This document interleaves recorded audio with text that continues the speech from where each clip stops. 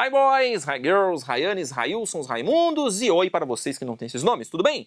Eu espero que sim.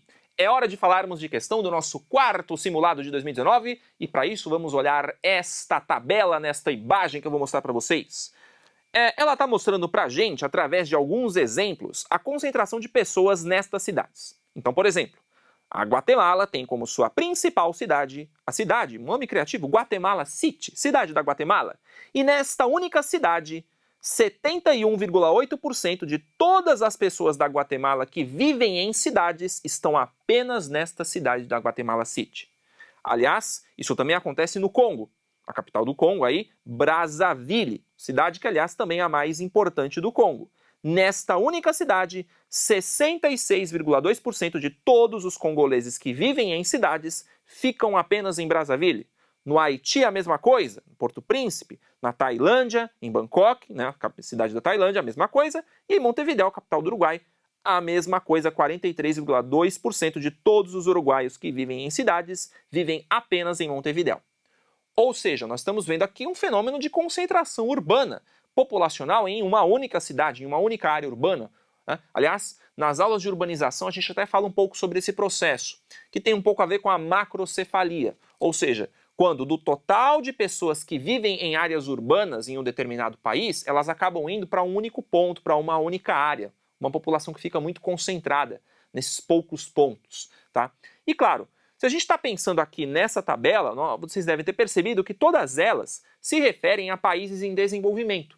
Países que têm características semelhantes às do Brasil, por exemplo, né? Marcado, por exemplo, por disparidades socioeconômicas, por problemas que refletem essas disparidades socioeconômicas no ambiente das cidades, como a falta de moradia ou as condições precárias de habitação, como a existência de favelas, como a existência de cortiços, a falta de serviços públicos adequados para toda a população, porque, de fato, esta é uma marca dos países em desenvolvimento, né? Essas disparidades socioeconômicas.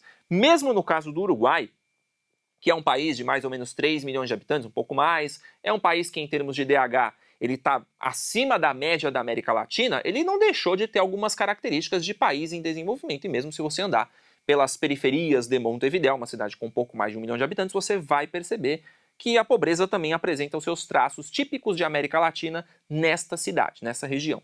E tudo isso acaba também sendo um fenômeno ligado a um processo de urbanização mais recente, tá? Porque mesmo se a gente pensar no Uruguai e principalmente nos outros países, essas cidades acabaram crescendo muito rapidamente ao longo do século XX, principalmente na segunda metade do século XX, decorrentes de processos como, por exemplo, a formação da industrialização recente, o êxodo rural que levou muita gente para as cidades e, claro, pelo fato de essas cidades, pela sua importância, atraírem cada vez mais gente, em busca de condições melhores de vida, em busca de emprego, em busca de trabalho e assim por diante. O que também contribui para que essas cidades comecem a inflar rapidamente. E tudo isso faz com que no enunciado se diga que muitas capitais latino-americanas apresentam características semelhantes à retratada pela tabela, né? Então pensando aqui em América Latina, em industrialização recente, em uma urbanização recente, que é muito semelhante ao que tivemos no Brasil, porque esse quadro ele vai contribuir para a existência de problemas urbanos graves, tal como déficit de moradias com estrutura adequada à população, e agravado, claro, pelas chamadas inabilidades de gestão, quando os gestores públicos, em função de outros objetivos que eles tenham, por exemplo, beneficiarem a si próprios, as cidades acabam sendo prejudicadas. Então não poderíamos falar, por exemplo, da centralização do grupo populacional residente nos maiores centros no setor secundário, porque setor secundário é algo que hoje tem perdido cada vez mais importância, setor secundário é indústria, então hoje o setor de serviços é o que está predominando. Não poderíamos falar na concentração das riquezas medidas através do PIB nas áreas rurais, porque fala de economia agroexportadora, e as cidades, na verdade, elas estão muito mais ligadas a atividades urbanas, como o setor secundário e principalmente o terciário. Também não poderíamos falar da dispersão dos serviços governamentais de forma heterogênea, com eficiente aplicação nas áreas urbanas, porque senão isso faria com que as cidades elas fossem mais descentralizadas do ponto de vista da distribuição das pessoas. Então, por exemplo, nem todo mundo ficaria só em Montevidéu ou só em Brazzaville.